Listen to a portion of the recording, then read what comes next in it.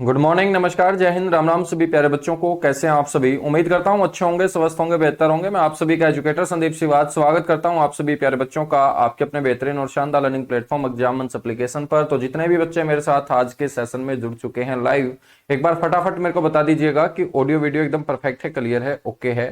और उसके बाद हम कंटिन्यू आगे बढ़ेंगे आज के अपने इस चैप्टर के अंदर। और चैप्टर का नाम आप लोगों ने देख ही लिया होगा टाइटल के अंदर कि गठन के समय से हरियाणा की जो अर्थव्यवस्था रही है, मतलब 1 नवंबर 1966 से लेकर 2011 2023, ठीक है, 2011 के अंदर जो जनगणना हुई थी और उसके बाद 2023 जो अभी चल रहा है, तो ये जो तमाम वर्ष होंगे यहाँ पर हम अपने हरियाणा की अर्थव्यवस्था को जानेंगे। और हरियाणा की अर्थव्यवस्था के ऊपर जो प्रभाव डालने वाले पहलू हैं, चाहे मैं जनसंख्या की बात करूं, चाहे मैं लिंगानुपात की बात करूं, चाहे मैं स्वास्थ्य की बात करूं, चाहे मैं पोषण की बात करूं, तो ये तमाम जो आपकी अर्थव्यवस्था के ऊपर प्रभाव डालने वाले पहलू हैं, इनके ऊपर भी हम विस्तार से चर्चा करेंगे। एक बार फटाफट मेरे को बताइएगा, ऑडियो वीडियो एकदम परफेक्ट है, क्लियर है, ओके है? सर इकोनॉमिक सर्वे कब करवाओगे? ये इकोनॉमिक सर्वे ही है, ठीक है, जिसमें मैं आप लोगों को 1 नवंबर 1966 के आंकड़े भी पढ़ा रहा हूं, साथ के साथ 2011 की जनगणना के आधार पर जो आंकड़े आएंगे वो भी पढ़ाऊंगा, और उसके बाद 2023 के अंदर जो घटित हो रहा है वो भी पढ़ाऊंगा। तो इकोनॉमिक सर्वे कोई अलग चीज नहीं होती है, यही चीजें हैं जो इससे पहले मैंने आपको क्लास दी थी, चाहे उसमें खाद्य व ग्रामोद्योग हो, चाहे हमने इससे पहले क्लास दी सेज की, ये सारे के सारे आपके इकोनॉमिक सर्वे हैं जो पहलू हरियाणा की अर्थव्यवस्था के ऊपर प्रभाव डालेंगे। और यदि वहां पर कोई भी आप लोगों को आंकड़ा पढ़ने को मिलता है, उसी को इकोनॉमिक सर्वे बोलते हैं हम, ठीक है।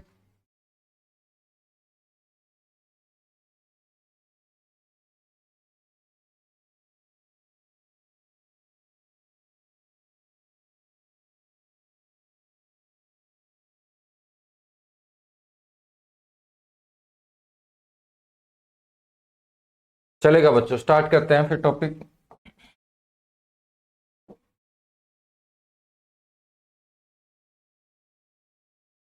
और टॉपिक का नाम है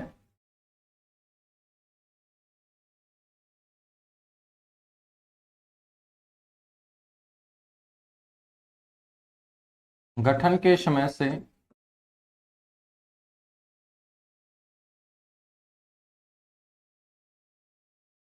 हरियाणा की अर्थव्यवस्था। आप सभी को ये तो पता होगा कि अपना जो राज्य है हरियाणा, ये 1 नवंबर 1966 को अस्तित्व में आया था। पूर्वी पंजाब से मेरे बच्चों इसे अलग किया गया था, और पूर्वी पंजाब से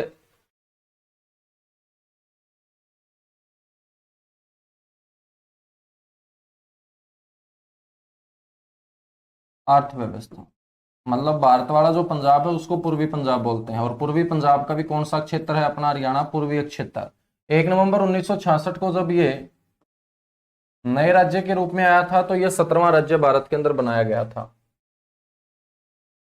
18वें संविधान संशोधन 1966 के तहत ये नए राज्य के रूप में आया था। मंगलवार का उस दिन था मेरे बच्चों। तो 1 नवंबर 1966 को कौन सा दिन था? मंगलवार, बजरंगबली का दिन था, और बजरंगबली के दिन हरियाणा बना था, ये ध्यान रख लेना तुम लोग, ठीक है। सबसे पहले मैं आप लोगों को बता रहा हूं हरियाणा की जो अर्थव्यवस्था है उसके ऊपर जो प्रभाव डालते हैं वो कौन कौन से पहलू हैं। इस टॉपिक में कौन कौन से पहलुओं के ऊपर हम चर्चा करेंगे? तो हरियाणा की अर्थव्यवस्था पर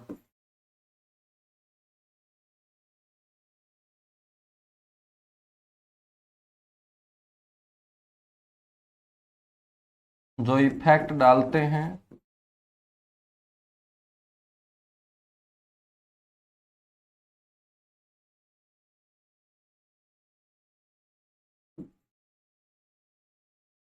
पहलू।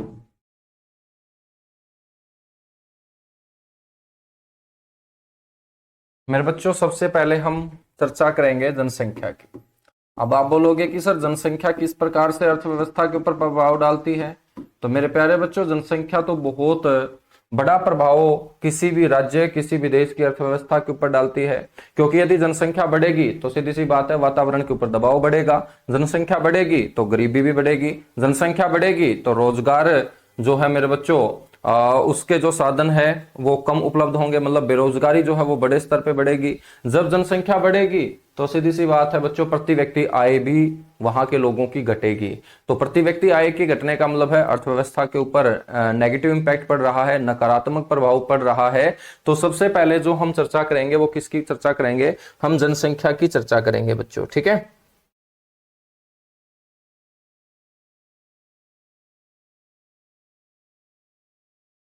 दूसरे नंबर पे हम बात करेंगे स्वास्थ्य।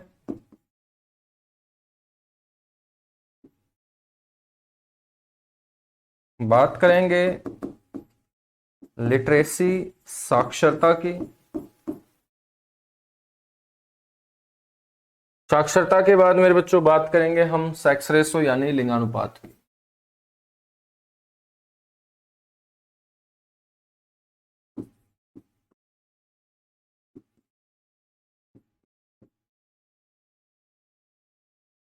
इसकी बात करेंगे, लिंगानुपात की हम बात करेंगे।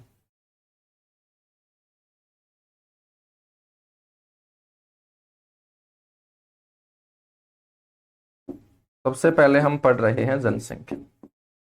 जनसंख्या आप सभी जानते हैं, लोगों की संख्या ही आपकी क्या कहलाती है, जनसंख्या कहलाती है।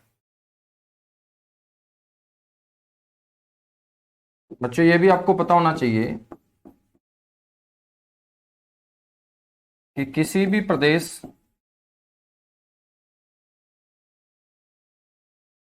की अर्थव्यवस्था पर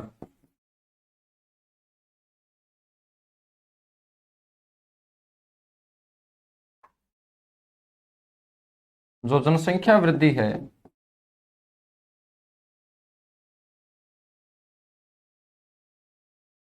वो नेगेटिव इंपैक्ट डालती है, मतलब नकारात्मक प्रभाव डालती है। नकारात्मक प्रभाव क्या है, डालती है।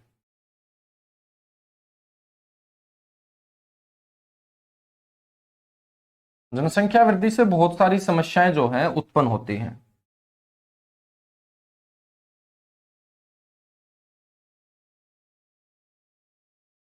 और जनसंख्या वृद्धि से जो जो समस्याएं उत्पन्न होती हैं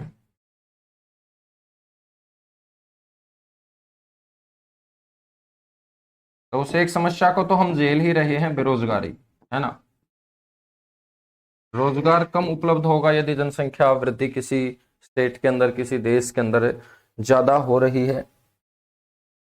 जो उत्पन्न समस्याएं हैं उनमें मुद्रास्फीति एक है,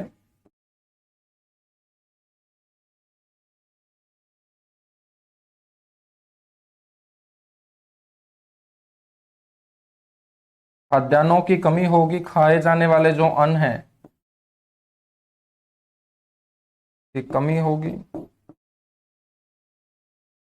आवास की कमी होगी, रहने के लिए उनको अच्छी जगह हम नहीं उपलब्ध करवा पाएंगे।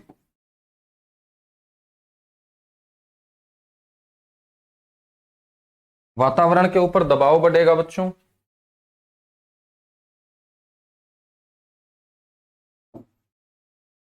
वातावरण पर क्या बढ़ेगा सर, दबाव बढ़ेगा। प्रति व्यक्ति आय क्या होगी, कम होगी।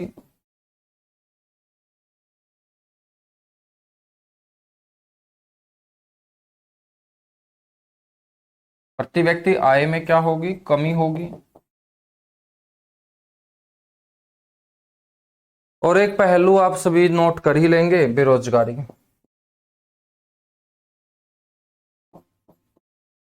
और बेरोजगारी अपने आप में एक श्राप है। जैसे गरीबी अपने आप में एक श्राप है ना, ऐसे ही मेरे बच्चों बेरोजगारी भी एक श्राप है। और इस श्राप से मुक्ति पाना चाहते हो तो आगे आने वाला जो समय है वो आपको मुक्ति दिला देगा यदि आप ईमानदारी से मेहनत कर रहे होंगे तो।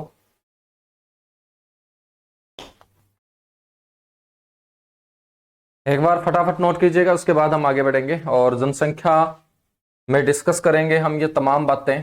लिंगानुपात हम पढ़ेंगे, साक्षरता हम पढ़ेंगे, ठीक है।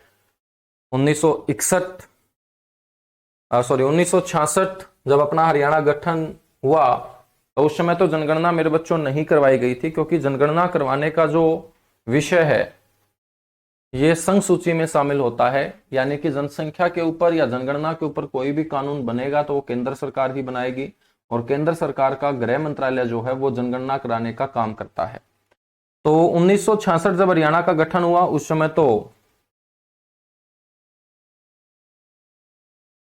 हरियाणा के अंदर जनगणना नहीं करवाई गई थी। तो हरियाणा में पहली जो जनगणना हुई थी वो आप सभी जानते हैं 1971 के अंदर हुई थी। और 1971 के अंदर जो हमारी आबादी थी उसको हम पढ़ेंगे और उसके बाद उसको रिलेट करेंगे 2011 की जनगणना के साथ। तो 2011 और 1971 यही आंकड़े मैं आप लोगों को पढ़ाने वाला हूं। बीच में जो आंकड़े आएंगे वो आपको याद नहीं करने हैं, चाहे आप सेल्फ स्टडी करते हो या कहीं से भी कोचिंग वगैरह कर रहे हो, कहीं प्रैक्टिस लगा रहे हो। तो 1971 को माइंड में रखिएगा और 2011 को माइंड में रखिएगा, ठीक है। यानी कि 1981 आपको नहीं पढ़ना, 91 आपको नहीं पढ़ना, 2001 नहीं पढ़ना है, फिर आपको 2011 ही पढ़ना है।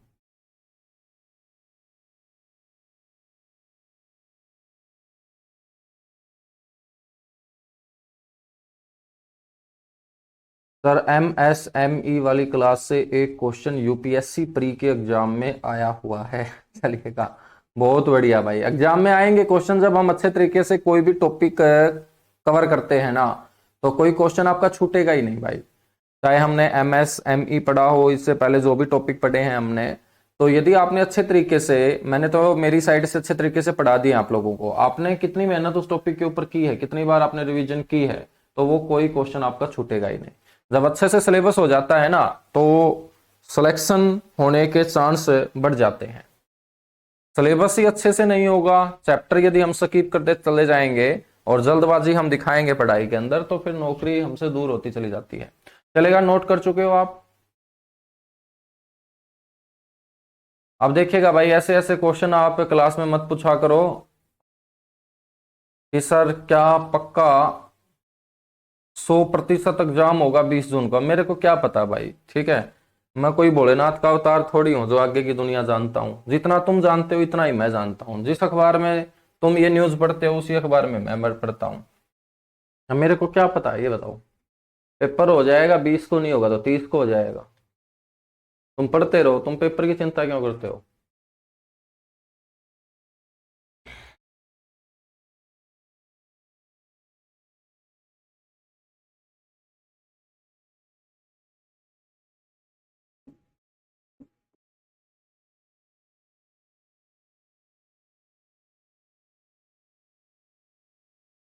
आपसे कोई पूछ ले हरियाणा में पहली जनगणना हुई कब थी, तो मेरे बहादुर बच्चों तुम बोल देना कि हरियाणा में पहली जनगणना हुई थी सर वर्ष 1971 के, वर्ष 1971 के अंदर, ठीक है। मैं आपसे पूछूं ये जनगणना जो हुई थी 71 के अंदर, ये हरियाणा के कितने जिलों में हुई थी, तुम बता दोगे मेरे को? हरियाणा के कितने जिलों के अंदर ये जनगणना हुई थी?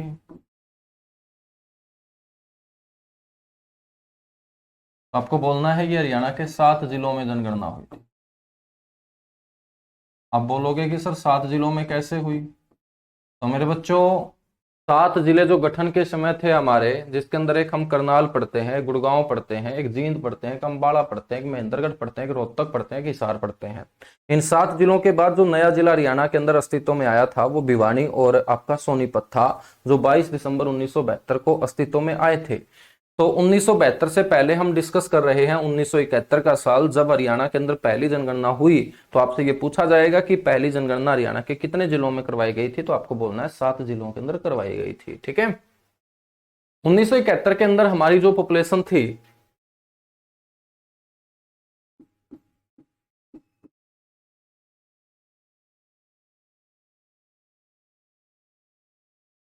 ये आपको ध्यान रखनी है। 1971 के अंदर लगभग हमारी जनसंख्या 1 करोड़ थी मेरे बच्चों।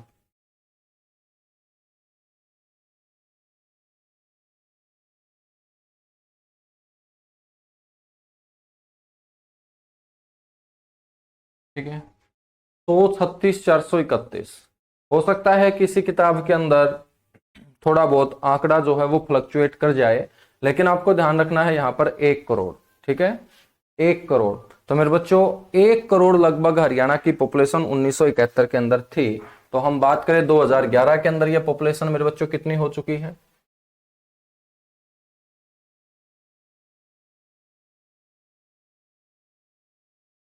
2011 की जो जनगणना थी, आप सभी को मैं ज्योग्राफी वाले पार्ट में भी कवर करवा चुका हूं। ठीक है, जिन्होंने मेरा हरियाणा जीके का बैच ले रखा है, उसमें मैंने 1971 की सारी जनगणना के आंकड़े आपको पढ़ाए थे और 2011 की जनगणना के हमने आंकड़े पढ़े थे। ठीक है, तो 2011 की जो जनगणना थी, ये मेरे बच्चों देश के अंदर कुल 15वीं जनगणना थी, स्वतंत्र भारत की 7वीं जनगणना थी, हरियाणा के अंदर 5वीं जनगणना थी। और उन 2011 के अंदर जो हरियाणा में 5वीं बार लोगों को काउंट किया गया, तो हमारी जो पॉपुलेशन मेरे बच्चों दर्ज की गई, वो थी 25, 35, 14, 62, लगभग 2.5 करोड़ हम बोल सकते।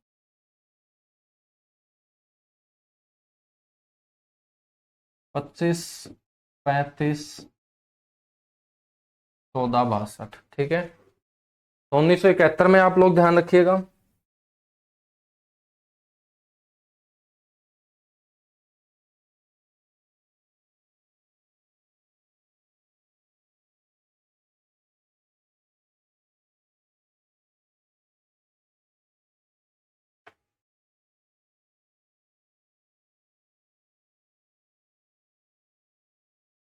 बच्चों हम यहाँ पे बात करें 10 की वृद्धि दर की, इस साइड में 1971 के आंकड़े बता रहा हूं, इस साइड में 2011 के बता रहा हूं। 10 की वृद्धि दर आप जानते हो,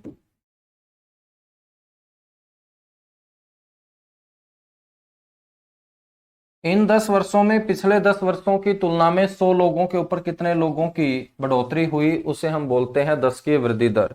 और 1971 के अंदर यदि हम 10 की वृद्धि दर को देखें, तो 10 की वृद्धि दर रही थी 32.22। 32.22 हमारी क्या रही थी मेरे बच्चों, 10 की वृद्धि दर रही थी, किसके अकॉर्डिंग, 1971 के अकॉर्डिंग। यदि हम बात करें 2011 के अंदर,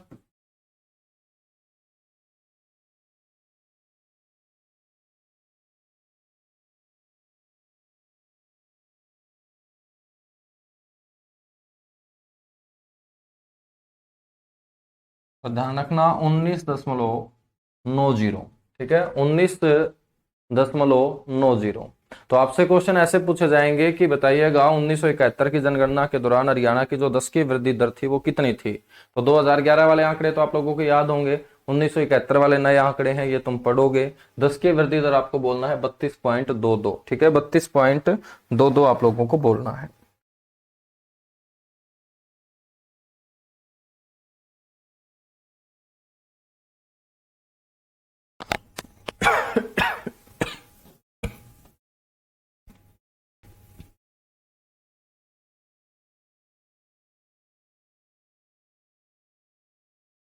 यदि मेरे बच्चों हम बात करें जिलों की,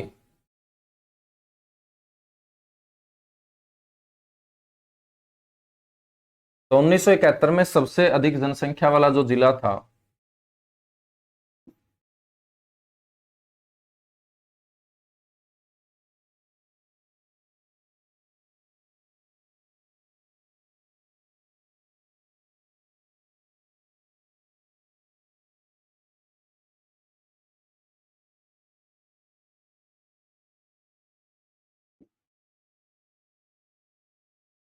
वो था आपका हिसार।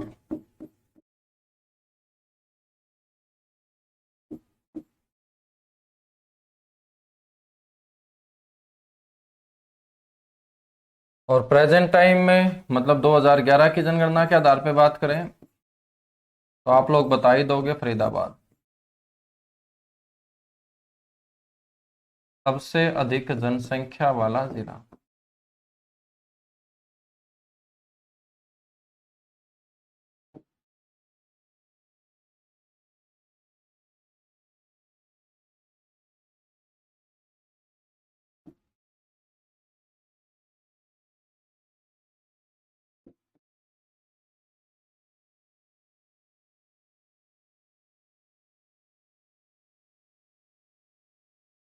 और ध्यान रखना फरीदाबाद की जो पॉपुलेशन थी मेरे बच्चों, वो 18 लाख के करीब थी।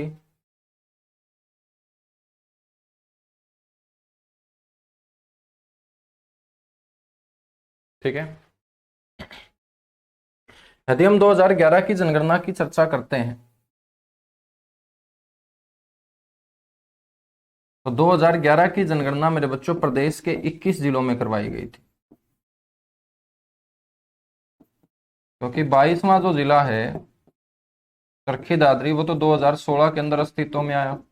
तो 2011 की जनगणना आपको 21 जिलों में बोलनी है। और इन 21 जिलों में मैं बात करूं,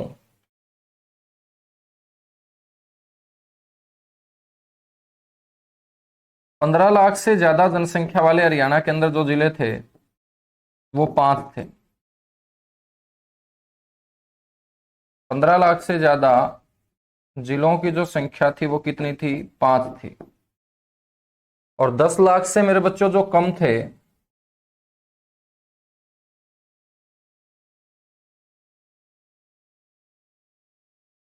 वो थे 6 जिले।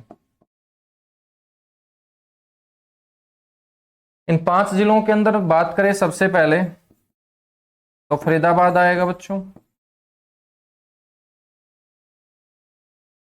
फरीदाबाद के बाद दूसरे नंबर पे सबसे ज्यादा जो पॉपुलेशन वाला जिला वो आपका हिसार। तीसरे नंबर पे मेरे बच्चों भिवानी। टीजीटी के पेपर में आपसे ये क्वेश्चन पूछा गया था और सीक्वेंस में लगाने थे। ये जो 4 जिले वहां दिए गए थे ऑप्शन के अंदर, तो वहां सीक्वेंस के आधार पर लगाना था कि 2011 की जनगणना के आधार पर जनसंख्या के हिसाब से इनको आप क्रम में लगाइएगा, ठीक है, अवरोही क्रम में लगाइएगा। मतलब जिसकी सबसे ज्यादा पॉपुलेशन थी उसको सबसे पहले रखिएगा, उससे कम वाले को दूसरे नंबर पर रखिएगा। तो आपको इस प्रकार से भी क्वेश्चन झेलना पड़ सकता है पेपर में। तो आपको ध्यान रखना है कि सबसे ज्यादा पॉपुलेशन फरीदाबाद की, उसके बाद हिसार की, तीसरे नंबर पे भिवानी, चौथे नंबर पे आपका गुड़गांव, और 5वें नंबर पे मेरे बच्चों करनाल।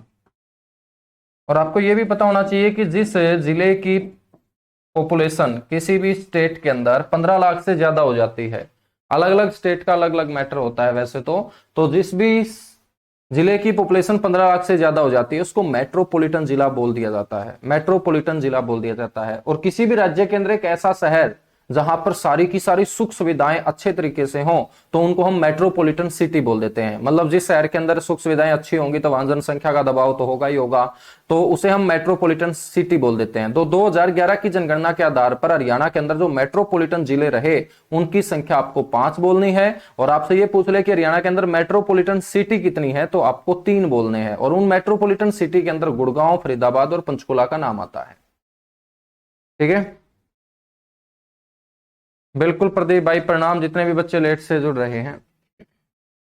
तो मैंने आपको यही बताया था कि मैंने जनगणना वाले टॉपिक में 136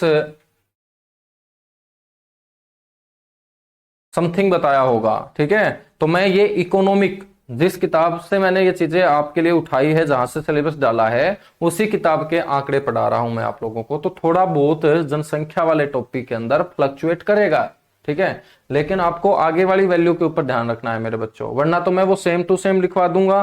तो फिर तुम किसी नोट से पढ़ोगे जहां से ये आपके लिए तैयार किए गए होंगे, फिर तुम बोलोगे कि सर इसके अंदर ये दे रखा है, ठीक है। तो आंकड़ों को बिल्कुल एक्यूरेट ना लेकर जो बड़ा आंकड़ा है उसको आप इस तरीके से याद रखा करो कि 1 करोड़ के अराउंड पॉपुलेशन है। कभी भी पीछे वाले नंबर नहीं बदलेंगे, ऐसे नहीं है ऑप्शन में 31, 32, 33, 34 मिलेगा, आगे से वैल्यू बदलेगी, क्योंकि बड़ी वैल्यू जो है वो आगे से बदलती है, ठीक है। हाँ, 10 की वृद्धि दर बिल्कुल एक्यूरेट आपको ध्यान रखनी है, 19.90। 10 की वृद्धि दर यहां पर आपको 1971 में एक्यूरेट याद रखनी है। तो आपको थोड़ा सा पेपर के अकॉर्डिंग डलना पड़ेगा, है ना। जीके के अंदर आप बिल्कुल सारी की सारी चीजें फिक्स मान लेते हो, और आप पेपर में भी देखते हो कि हम पढ़ते कुछ हैं, आंकड़ा थोड़ा बहुत वहां फ्लक्चुएट हो जाता है। सरकार के ही आंकड़े अलग अलग मिलेंगे, कहीं पर हरियाणा का लिंगानुपात 877 दिया मिलेगा, कहीं पर 879 दिया मिलेगा, है ना।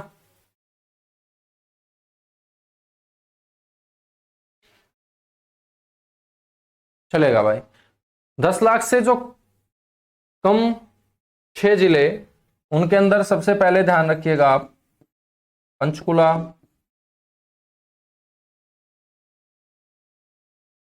रेवाड़ी,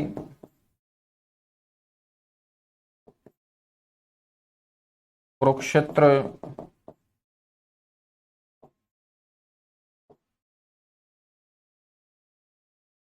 महेंद्रगढ़,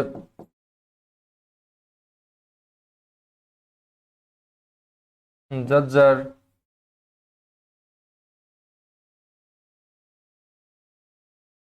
फतेहाबाद।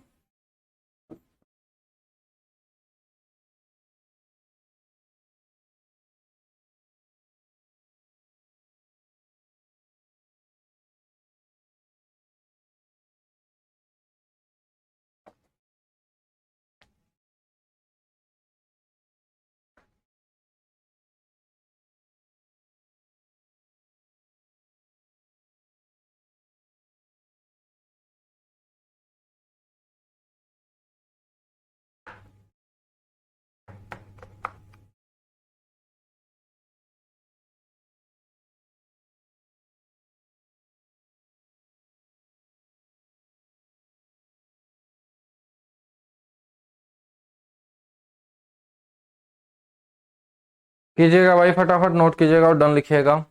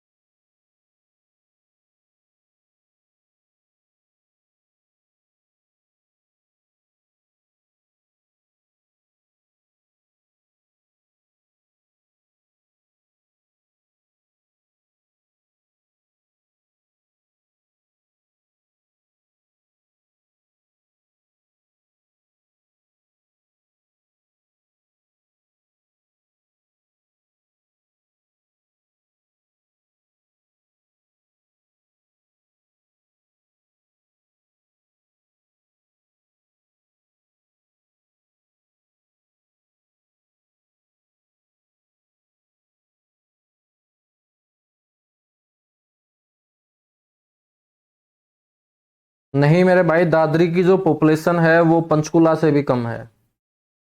यदि हम 22 जिलों की आज पॉपुलेशन देखें तो उनमें दादरी सबसे कम जनसंख्या वाला जिला आएगा आपका, पंचकुला दूसरे नंबर पे होगा। लेकिन जब भी जनसंख्या के आंकड़े पूछे जाते हैं वो जनगणना के आधार पे पूछे जाते हैं, और जनगणना 2011 में हुई थी, 2011 में दादरी जिला नहीं था।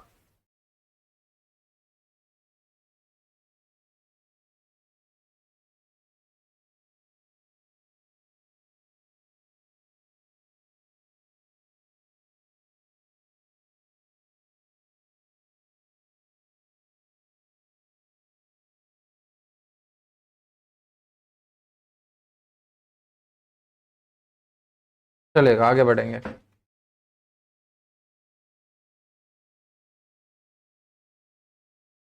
यहां पर हम लिंगानुपात की बात करेंगे। लिंगानुपात से पहले हम जनसंख्या घनत्व की बात करेंगे।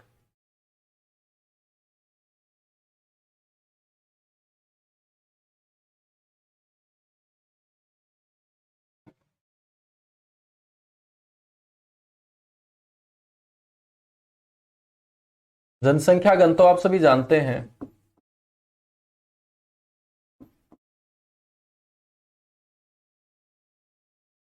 प्रति वर्ग किलोमीटर क्षेत्र पर जितने लोग निवास करते हैं उसी को मेरे बच्चों पॉपुलेशन डेंसिटी बोलते हैं, जनसंख्या घनत्व बोलते हैं।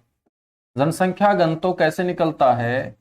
किसी भी प्रदेश का यदि आप जनसंख्या घनत्व निकालना चाहते हैं तो उस प्रदेश की कुल जनसंख्या को डिवाइड करना पड़ेगा उसके क्षेत्रफल से।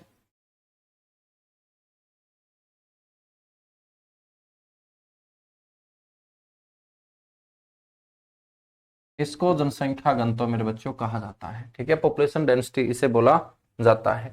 यदि हम बात करें जनसंख्या घनत्व 1971 की जनगणना के आधार पर हरियाणा का कितना था?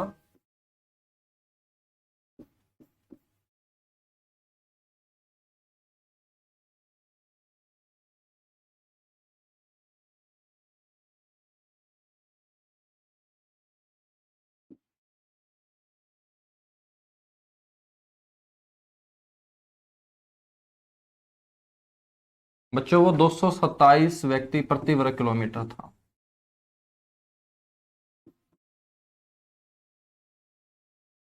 व्यक्ति प्रति वर्ग किलोमीटर। ठीक है, तो व्यक्ति का मतलब यहाँ पॉपुलेशन है, और बीच में मैंने जो ये मेरे बच्चों लगाया है साइन, इसका मतलब डिवाइड है, और वर्ग किलोमीटर का मतलब आपका क्या होगा, एरिया होगा। उसके बाद हम बात करें 2011 की जनगणना के आधार पर।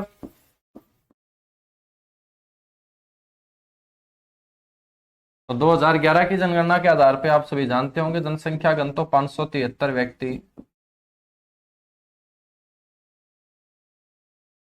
प्रति वर्ग किलोमीटर।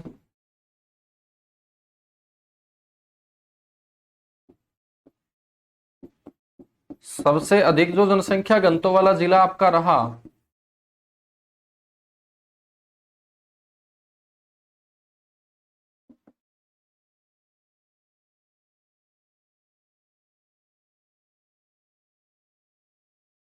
वो फरीदाबाद का रहा, क्योंकि एरिया सबसे कम है, पॉपुलेशन सबसे ज्यादा है। तो जहां एरिया कम होगा, पॉपुलेशन सबसे ज्यादा हो, वहां जनसंख्या घनत्व भी बहुत ज्यादा होगा। और फरीदाबाद का जनसंख्या घनत्व याद रखेंगे 24 करके, 24 का उल्टा कर देंगे 42, तो 2442 व्यक्ति प्रति वर्ग किलोमीटर। यहां पर आपसे बच्चों ये भी पूछा जा सकता है दूसरा सबसे अधिक जनसंख्या घनत्व वाला आपका जिला कौन सा रहा।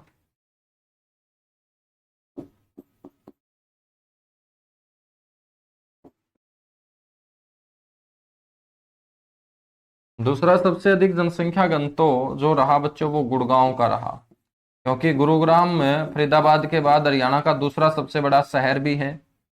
अब जिला तो सबसे छोटा है फरीदाबाद, लेकिन शहर है सबसे बड़ा, ये जरूर ध्यान रख लेना, क्योंकि जो मेरी किताब पढ़ रहे हैं तो बहुत सारे बच्चे इन्हीं बातों में कंफ्यूज हैं, और वो मेरे पास फोटो खींच खींच के मेरे पास भेज रहे हैं कि सर ये शायद आपने एरर दे रखा है। वो एरर नहीं है, वो आपके पढ़ने के तरीके में ही एरर है। ठीक है, अब आपको जिले और शहर के अंदर डिफरेंस ही ना पता हो तो सीधी सी बात है, आप सामने वाले को ही गलत ठहराओगे। लेकिन आप अपने पढ़ने के तरीके को अच्छे से क्लैरिफाई करें, उसके अंदर बहुत सारे एरर हैं, पढ़ने के तरीके में ही एरर हैं, तो फिर आपको उस किताब के अंदर एरर नजर आएंगे। ठीक है, तो फरीदाबाद जो है मेरे प्यारे बच्चों, ये शहर भी है, ये जिला भी है। शहर हरियाणा के अंदर 154 है, और जिले हरियाणा के अंदर सिर्फ 22 हैं, ये जरूर ध्यान रख लेना। तो जब जिलों की बात होगी तो 22 में से हमें आंसर देना है, और जब शहरों की बात होगी तो 154 में से हमें आंसर देना है। तो 154 शहरों में सबसे बड़ा जो शहर है अकॉर्डिंग टू एरिया या अकॉर्डिंग टू पॉपुलेशन, वो आपका फरीदाबाद होगा। और गुरुग्राम जो है ये आपका दूसरा सबसे बड़ा शहर है हरियाणा का, चाहे मैं अकॉर्डिंग टू एरिया की बात करूं या अकॉर्डिंग टू पॉपुलेशन की बात करूं। अब देखिएगा कविता, जितना मैं पढ़ा रहा हूं ना, इसी को आप एक बार संतुष्टि में लेके चलिएगा, है ना। अब ऐसे तो पूरा का पूरा 1971 की जनगणना मेरे को पढ़ानी पड़ेगी, और वो आपके काम का भी नहीं है। यदि मैं छपवा भी दूं आपके बोर्ड के ऊपर 1971 का डेटा, हालांकि मैंने छपवाया भी है, यदि आपने हरियाणा जीके के बैच में मेरे से पढ़ा होगा, ठीक है, लेकिन हरियाणा की इकोनॉमी में आपका ऐसा कुछ इतना है नहीं, जितना चैप्टर के अंदर है उतना ही मैं आप लोगों को पढ़ा रहा हूं। ठीक है, मेरी साइड से मैं कुछ भी एक्स्ट्रा तुम्हें नहीं पढ़ा रहा। दूसरा सबसे अधिक जो जनसंख्या घनत्व है मेरे बच्चों, वो गुरुग्राम का आपको ध्यान रखना है 1204। तो जितना मैं लिखवा रहा हूं ना, इसी को अच्छे से कवर करते रहो, तुम एक्स्ट्रा आगे मत बढ़ो।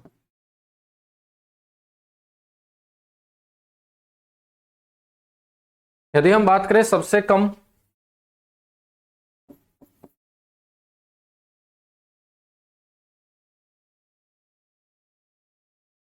तो मेरे बच्चों सबसे कम जो जनसंख्या घनत्व है वो है सिरसा। सिरसा एरिया में सबसे बड़ा है, पॉपुलेशन बच्चों एरिया के अकॉर्डिंग नहीं है, 10 लाख से ज्यादा, 15 लाख से कम, 303 व्यक्ति प्रति स्क्वायर किलोमीटर यहाँ का एरिया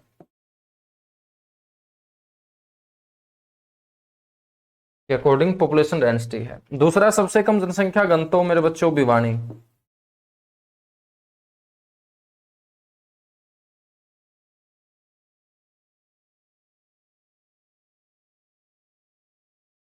दूसरा जो सबसे कम जनसंख्या घनत्व वाला आपका डिस्ट्रिक्ट रहा 2011 की पॉपुलेशन के आधार पे,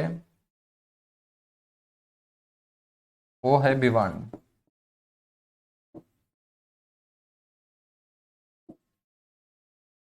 342 व्यक्ति प्रति स्क्वायर किलोमीटर।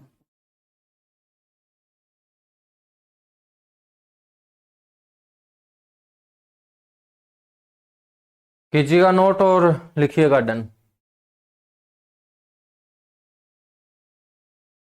कविता बोल रही है सर ऐसे आ सकते हैं, आ तो पता नहीं क्या क्या सकता है गुड़िया, है ना।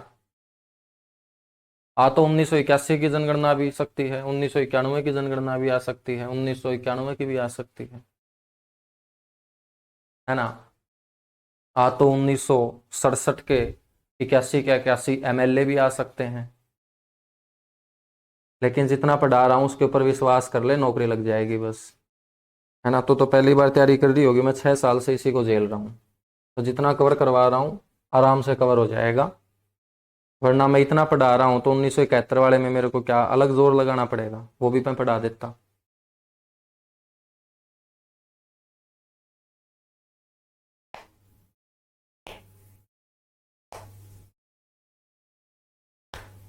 और जो तुम्हारे माइंड में ऐसी बातें चल रही है ना, जब तुम मेरे से पढ़ भी रहे हो फिर भी ये चल रहा है ये भी आ सकता है सर वो भी आ सकता है, तो फिर जो तुम्हें आता है वो भी तुम गलत करके आओगे, है ना। क्यों गलत करके आओगे? क्योंकि आप जैसे स्टूडेंट मेरे को मिलते रहते हैं हर बैच के अंदर, जो एक्स्ट्रा ऑर्डिनरी कुछ ना कुछ अलग करने का करते हैं, और पेपर में फिर वो बोलेंगे कि सर मेहनत तो बहुत की थी लेकिन बात नहीं बनी। अब मेहनत तुम गलत चीजों पे करोगे तो कैसे बात बनेगी? जितने आंकड़े पढ़ा रहा हूं ये कवर कर लो, वही बहुत बड़ी बात है।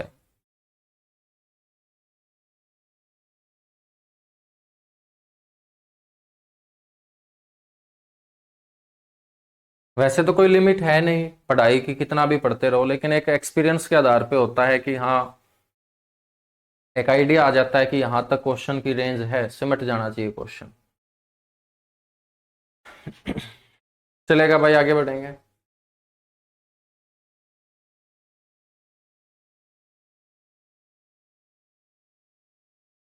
अब हम बात करेंगे हरियाणा के अंदर जन्म दर की, मृत्यु दर की और शिशु मृत्यु दर की।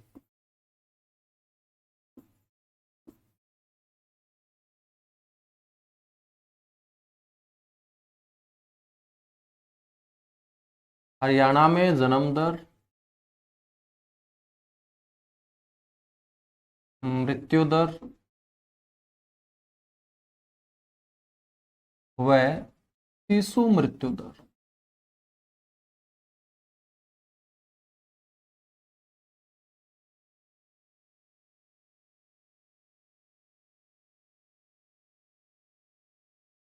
जन्म दर, मृत्यु दर और हम शिशु मृत्यु दर को पढ़ेंगे।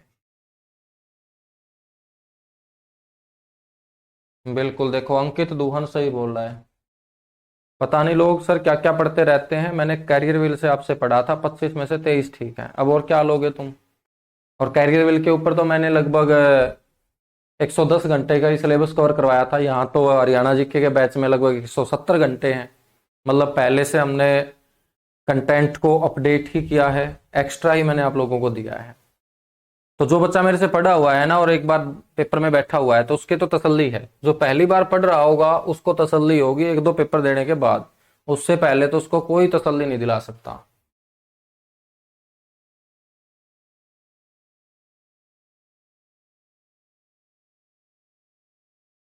मेरे को तुम लोगों से ज्यादा चिंता रहती है बच्चों।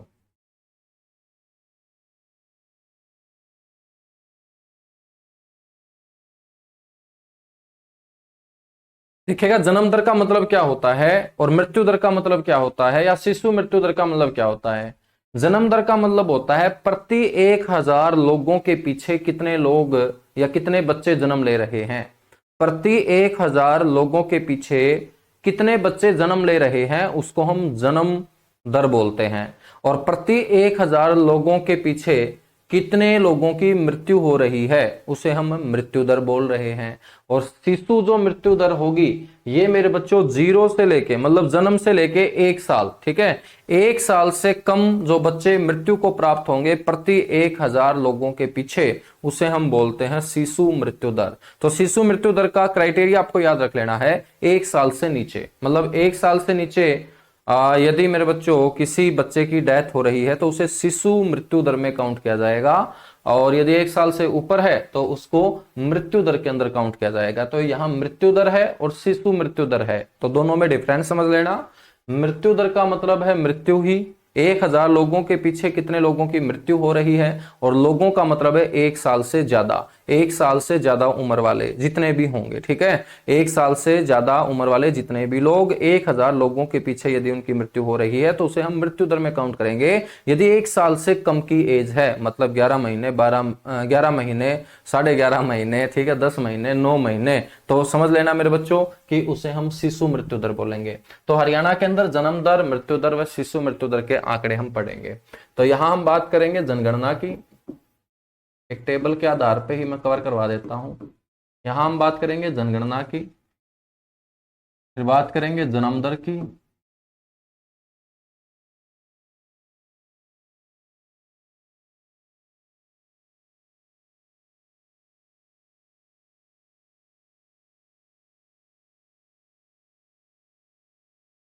फिर हम बात करेंगे मृत्यु दर की, और फिर हम बात करेंगे शिशु मृत्यु दर की।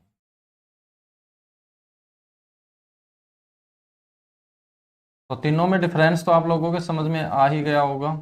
सबसे मेन है शिशु मृत्यु दर और मृत्यु दर। तो शिशु का मतलब आप 12 महीने तक ही लेके चलें, ठीक है, 12 के बाद यदि वो आगे बढ़ रहा है तो उसको हम शिशु की कैटेगरी में नहीं काउंट करेंगे।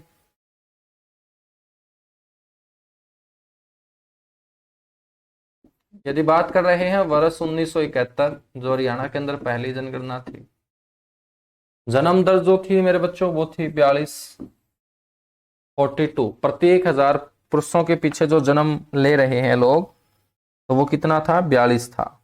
बर्थ रेट इसे बोलेंगे। मृत्यु दर जो थी वो 9.9, ठीक है, ये 42.1 भी आपको मिल जाएगा लिखा हुआ। तो 42.1 या 9.9। और यदि हम बात करें मेरे बच्चों शिशु मृत्यु दर की, तो ये थी 72, 72। बात करें 2011 की जनगणना की, तो 2011 की जनगणना के आधार पर यदि हम बर्थ रेट की बात करें,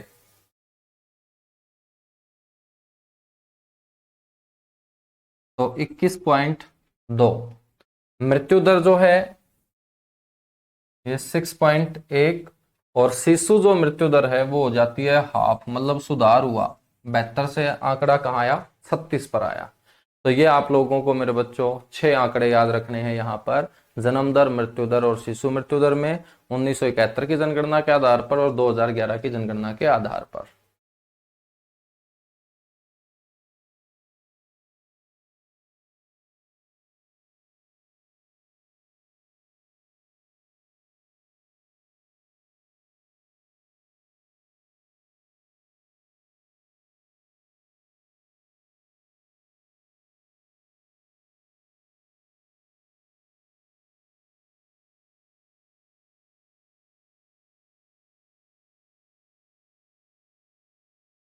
चलेगा, अब हम बात करते हैं हरियाणा में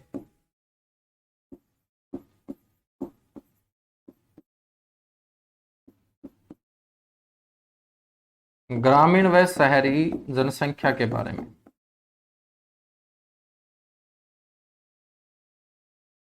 हरियाणा में ग्रामीण व शहरी जनसंख्या, सारा का सारा आंकड़ों का खेल चलेगा बच्चों। और यदि इस टॉपिक से आंकड़े आपके याद ना भी हों तो आप लोगों को ज्यादा पैनिक नहीं होना है, ठीक है, आपको ये नहीं लगना चाहिए कि मेरी तैयारी है ही नहीं, यदि मेरे ये टॉपिक अच्छे से नहीं हुआ मेरी तो तैयारी है ही नहीं। ऐसा कुछ नहीं है, आंकड़े सभी के याद नहीं रहते हैं, बार बार प्रैक्टिस करनी पड़ेगी। टीचरों के याद नहीं रहते हैं जो डेली पढ़ाते हैं, तो बच्चे तो कभी कभी पढ़ते होंगे बेचारे इन आंकड़ों को, तो उनके कैसे याद रहेंगे। और आंकड़ों से कभी भी सिलेक्शन भी नहीं रुकता है, ठीक है, यदि आपको ऐसा लगता है कि आंकड़ों से सिलेक्शन रुकता है तो आंकड़ों से कभी सिलेक्शन रुकता भी नहीं है, ठीक है, क्योंकि आंकड़े जो है वो 1% बच्चा जो है ना एग्जाम के अंदर बिल्कुल एक्यूरेट करके आता है, मतलब 5 क्वेश्चन आंकड़ों से रिलेटेड है तो 5 के 5 तो मेरे बच्चों 1% के भी ठीक नहीं होते हैं, ठीक है, क्योंकि कंफ्यूजन ज्यादा होती है आंकड़ों के अंदर। तो हरियाणा में ग्रामीण और शहरी जनसंख्या का हम जिक्र करें तो 1971 की जनगणना,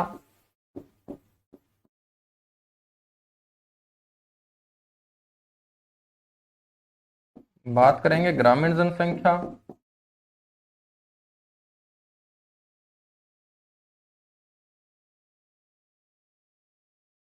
शहरी जनसंख्या।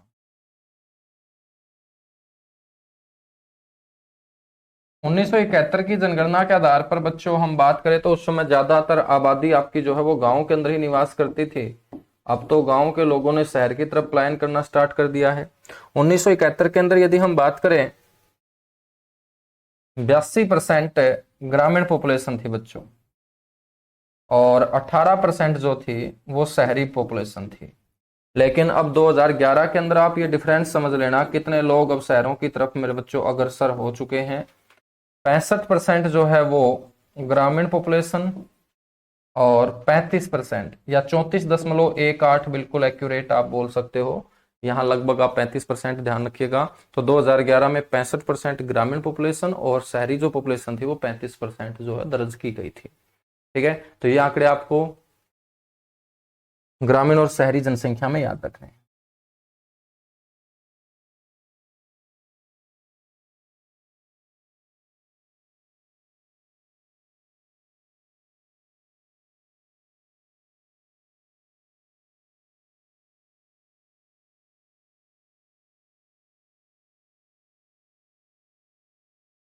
चलेगा। उसके उसके बाद हम बात करेंगे एज स्ट्रक्चर की, आयु संरचना की। आयु संरचना का मतलब अब हम देखेंगे कि 1971 की जनगणना के आधार पर जो हमारी पॉपुलेशन थी लगभग 1 करोड़, उस 1 करोड़ पॉपुलेशन के अंदर कितने प्रतिशत ऐसे लोग थे जिनकी उम्र 14 वर्ष तक की थी। फिर मेरे बच्चों एक क्राइटेरिया हम लेके चलेंगे 15 से 59 वर्ष तक का, और एक क्राइटेरिया लेके चलेंगे 60 से ऊपर। तो कीजिएगा नोट और उसके बाद लिखिएगा डन।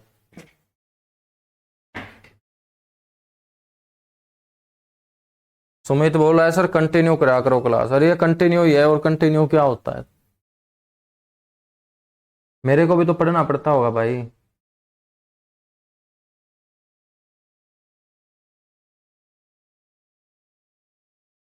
यार इतने बच्चे जुड़े हुए हो, तुम किस किस की बातें सुनो, मैं तो समझ नहीं आता।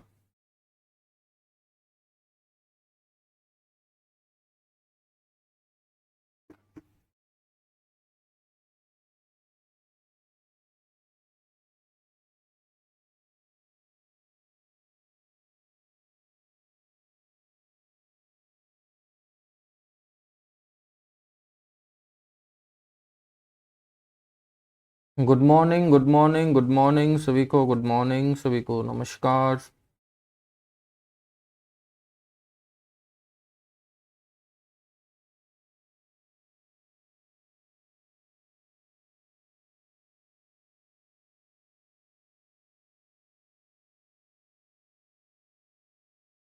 और बारिश वगैरह हुई है बच्चों तुम साइड? तुम्हारी साइड बारिश वगैरह हुई है क्या?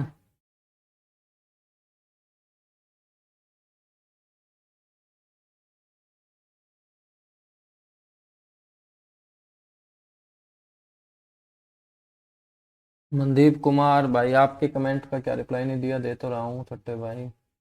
बच्चे काफी जुड़े हुए हैं, किसी का कमेंट दिख जाता है, किसी का निकल जाता है।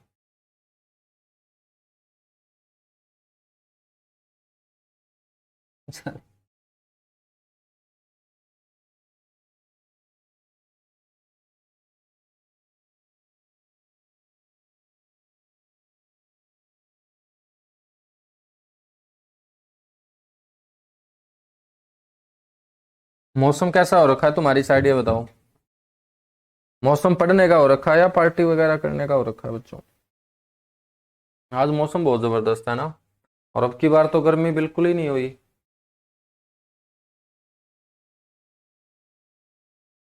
चलेगा, नेक्स्ट हम बात करेंगे एज स्ट्रक्चर की, आयु संरचना की।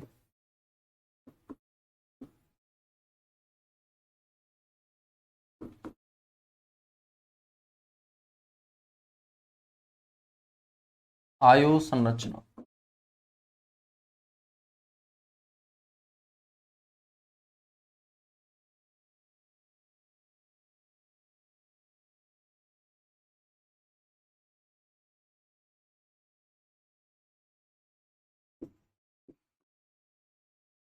फिर एक टेबल बनाएंगे जनगणना। आयु स्ट्रक्चर लेके चलेंगे 0 से 14 वर्ष। एक लेके चलेंगे 15 से 59 वर्ष। और एक लेके चलेंगे 60 वर्ष से ऊपर, 60 वर्ष या इससे ऊपर।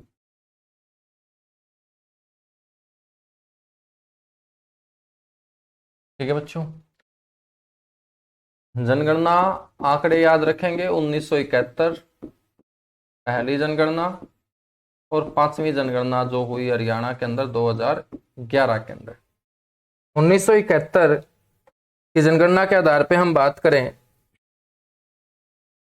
तो 0 से 14 वर्ष वाले जो बच्चे थे, टोटल पॉपुलेशन में से इनका परसेंटेज था बच्चों 46.23।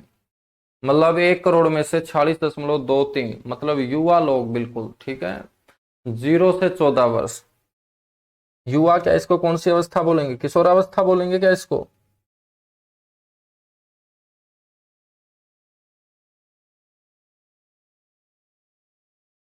पंद्रह से 59, 47.97%। ठीक है, इन दोनों को जोड़ के माइनस करोगे 100 में से तो 5.80 निकल के आएगा। तो 60 वर्ष या इससे ऊपर थे 5.80% लोग। 2011 के अंदर हम बात करेंगे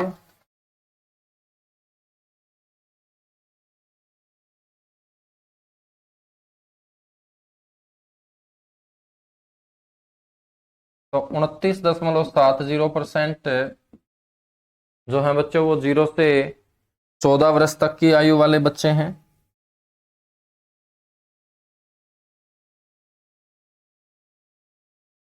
61.52% जो हैं ये 15 से 59 वर्ष तक की उम्र के लोग हैं।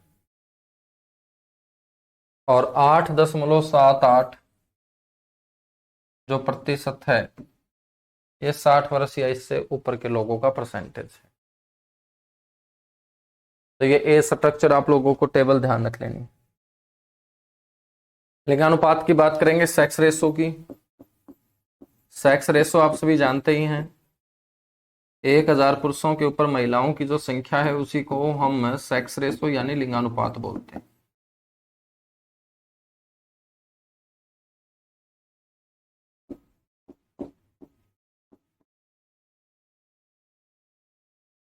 जनगणना और लिंगानुपात।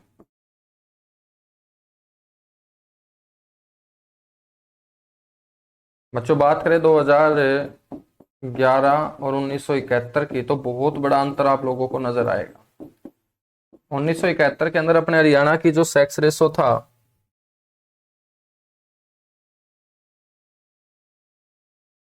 वो 867 और 2011 में 879।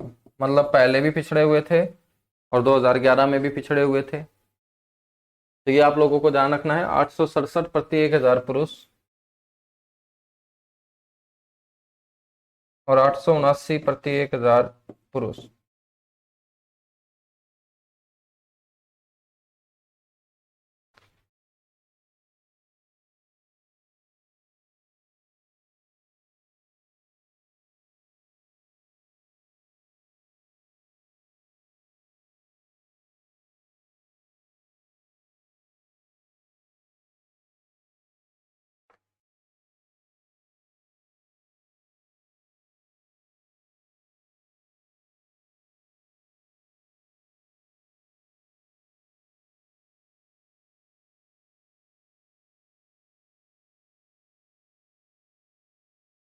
बात करेंगे बच्चों साक्षरता दर की, लिटरेसी रेट जो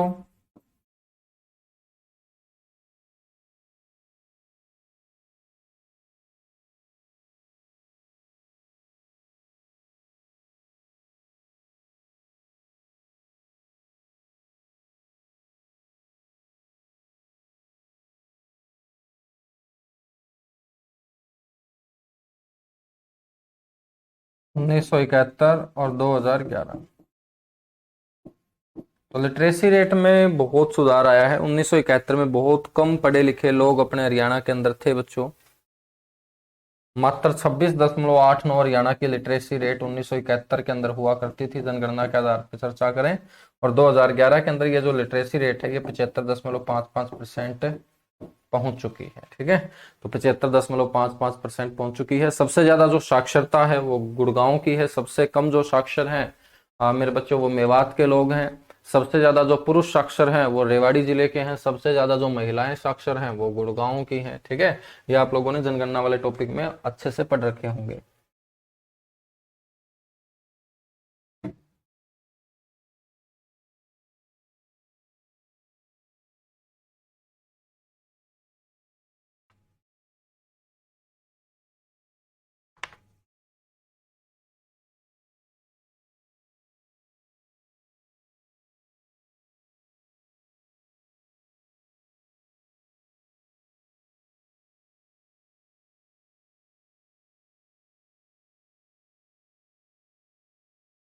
कीजिएगा एक बार फटाफट नोट। अब हम आगे बात करेंगे कि हरियाणा के अंदर जो साक्षरता दर है वो 1971 में इतनी कम क्यों थी। इतनी कम इसलिए थी क्योंकि ना तो पढ़ने के लिए इतने स्कूल थे, ना मेरे बच्चों हम इतने अवेयर थे, ना इतनी ज्यादा यूनिवर्सिटीज थी, ना कॉलेज थे। तो एक बार मैं आपको ये आंकड़े भी पढ़ा रहा हूँ कि उस समय कितने अपने हरियाणा के अंदर यूनिवर्सिटीज हुआ करती थी, कॉलेज हुआ करते थे। तो नोट करो एक बार, और सिर्फ 2 टेबल और हम पढ़ेंगे, उसके बाद ये टॉपिक आपका कंप्लीट होगा और लगभग आपका सिलेबस जो है वो कंप्लीट हो ही गया है।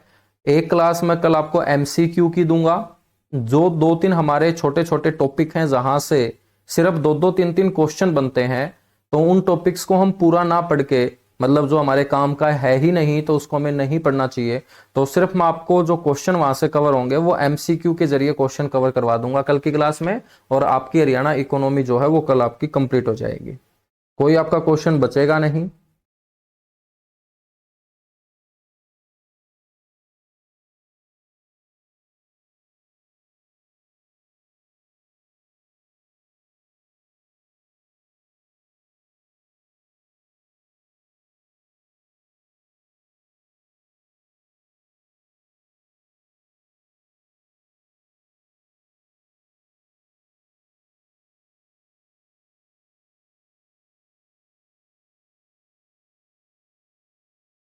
कैथल में बारिश हो रही है।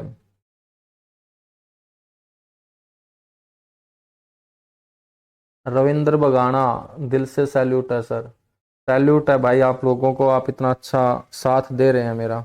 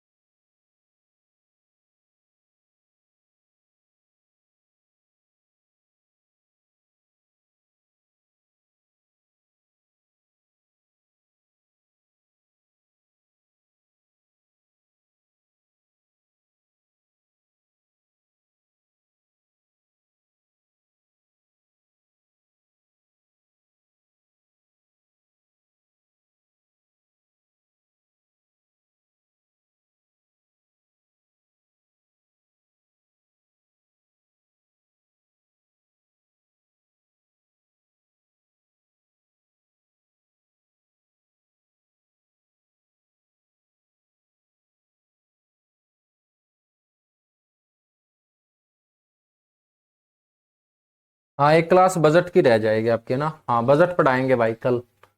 चलो कल बजट पढ़ाएंगे, 2 क्लास और हो जाएगी आपकी। इकोनॉमिक जो सर्वे है उसकी भी 1-2 क्लास होगी। मैं हरियाणा इकोनॉमी की बात कर रहा हूँ, इकोनॉमिक सर्वे की मैं क्लास लूंगा अभी।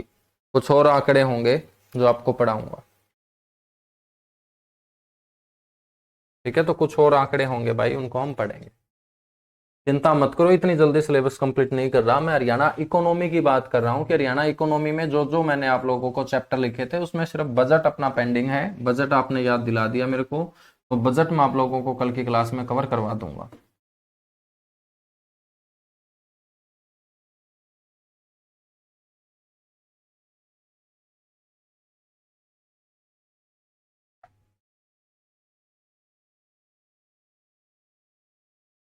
हेडिंग डालिएगा, हरियाणा में मान्यता प्राप्त शिक्षण संस्थान।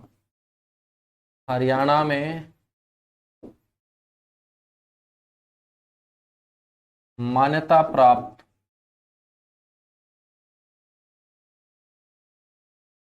शिक्षण संस्थान।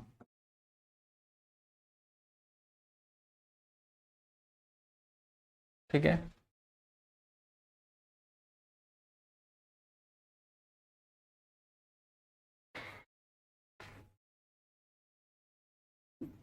तो यहां पर लिखिएगा संस्थान, यहां लिखिएगा गठन के समय, गठन के समय का मतलब 1966 और 67।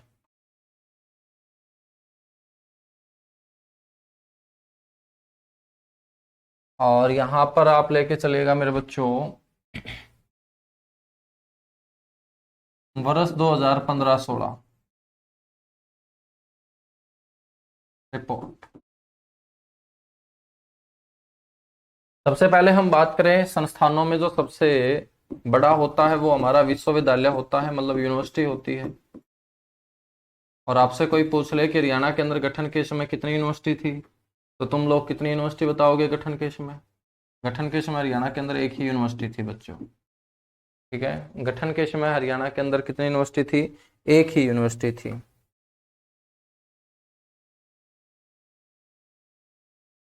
यदि हम 2015-16 के अंदर आई रिपोर्ट के आधार पर बात करें तो यूनिवर्सिटी जो है हरियाणा के अंदर वो टोटल 43 हो चुकी हैं, चाहे वो प्राइवेट यूनिवर्सिटी हो, चाहे वो डीम्ड यूनिवर्सिटी हो, चाहे वो सरकारी यूनिवर्सिटी हो। ठीक है।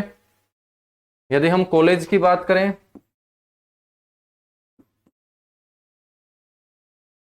तो कॉलेज उस समय हुआ करते थे 40, और 2015-16 की रिपोर्ट के आधार पर कॉलेजों की संख्या बताई गई है 288। कितने बताई गई? 288 बताई गई है बच्चों। टीटीसी मतलब टीचर ट्रेनिंग कॉलेज,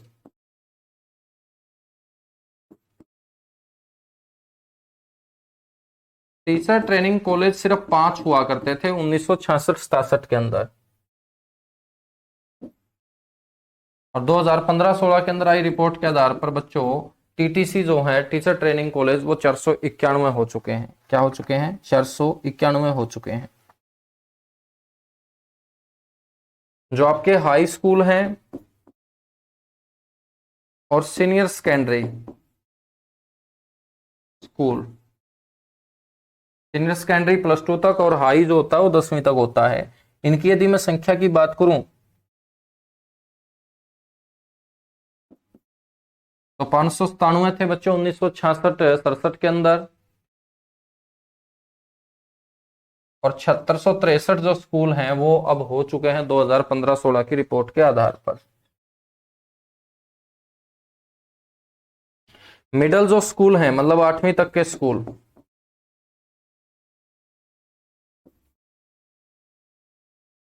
मिडल जो स्कूल है मेरे बच्चों 8वीं तक का जो स्कूल है उनकी संख्या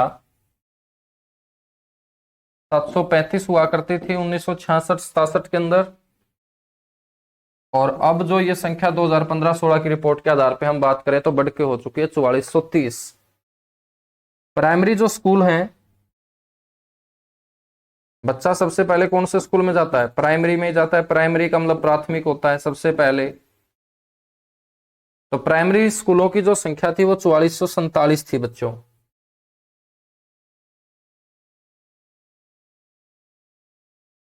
और 2015-16 की रिपोर्ट के आधार पे बात करें तो हरियाणा के अंदर ये प्राइमरी स्कूलों की संख्या बढ़ के हो चुकी है 9675 मतलब 9675।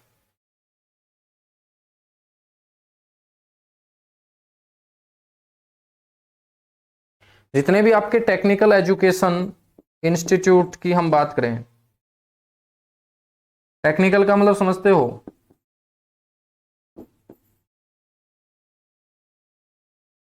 जैसे आपकी आईटीआई है, ठीक है,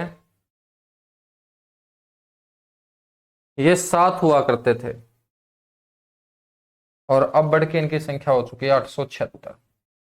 कितनी हो चुकी है? 876। तो ये एक रिपोर्ट आप लोगों को आंकड़ों के रूप में अच्छे से पढ़ लेनी है। ठीक है बच्चों। तो टेक्निकल इंस्टीट्यूट के अंदर आपके पॉलिटेक्निक आ जाते हैं, सारे के सारे आपकी आईटीआई आ जाते हैं, कोई टेक्निकल जो यूनिवर्सिटी है, कोई टेक्निकल जो ट्रेनिंग सेंटर है, वो सारे के सारे आपके इस टेक्निकल इंस्टीट्यूशन के अंदर आ जाएंगे। तो मैंने गठन के समय आपकी आंकड़े बढ़ा दिए हैं और 2015-16 की रिपोर्ट के आधार पर आपको ये ध्यान रखने हैं। सर एक या यूनिवर्सिटी कौन सी थी, या भी कौन मेरा भाई बताइए, एक हरियाणा के अंदर कौन सी यूनिवर्सिटी थी, उस यूनिवर्सिटी का नाम देखते हैं, कौन सा बच्चा सबसे पहले बताएगा, फटाफट बताइएगा भाई।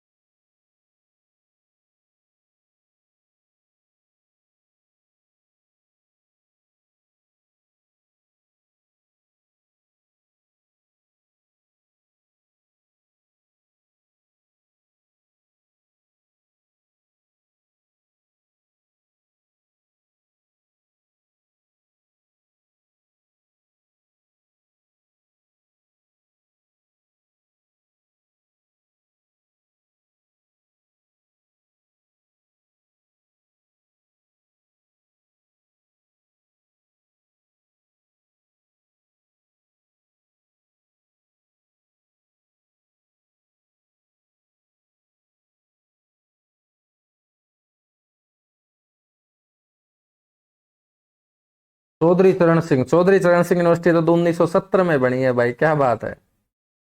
कुरुक्षेत्र यूनिवर्सिटी थी बिल्कुल, के यू के।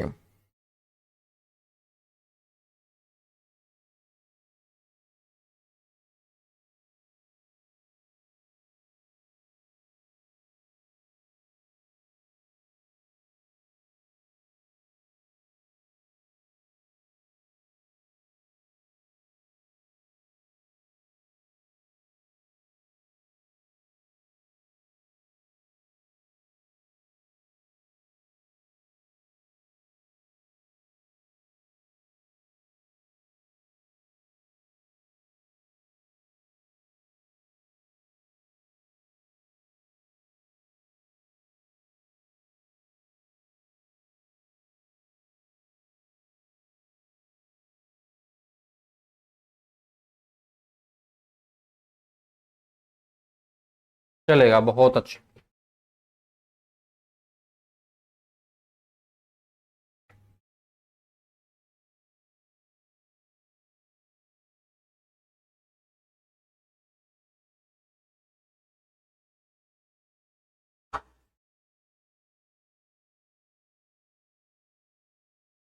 बात करें स्वास्थ्य की, तो स्वास्थ्य के अंदर मेरे बच्चों हॉस्पिटल की संख्या आप लोगों को ध्यान रखनी है।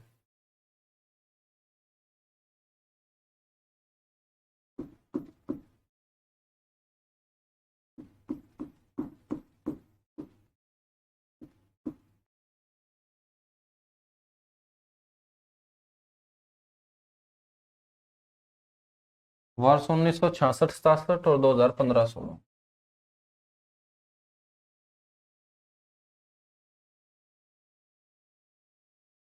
हरियाणा के अंदर यदि हम हॉस्पिटलों की संख्या की बात करते हैं मेरे बच्चों, वो 785 थी 1966-67 के अंदर। और आज हमारे मेडिकल सेक्टर में सुधार आया हुआ है, क्योंकि हॉस्पिटल की जो संख्या 785 से बढ़ के 3374 हो चुकी है बच्चों। नंबर ऑफ बेड की हम बात करें हेल्थ केयर के अंदर,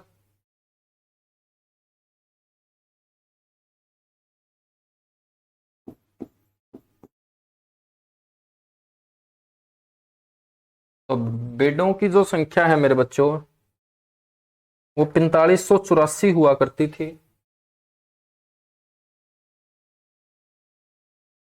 और अब बढ़कर हो चुकी है 10,295।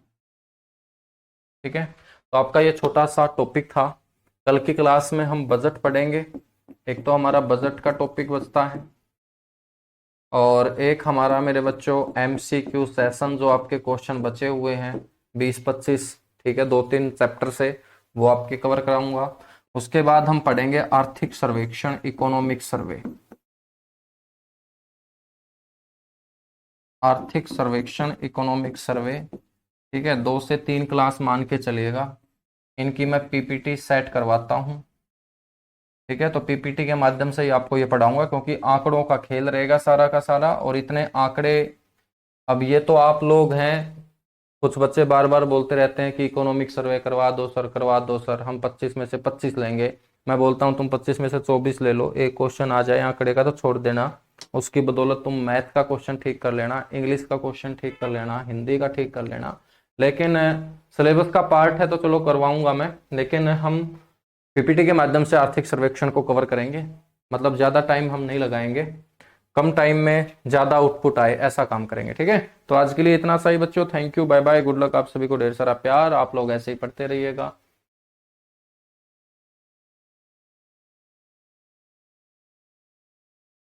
करंट अफेयर भी बचती है सर, करंट अफेयर आज रात को ही पढ़ेंगे, आज रात को 8 बजे करंट अफेयर पढ़ेंगे, और बताइएगा।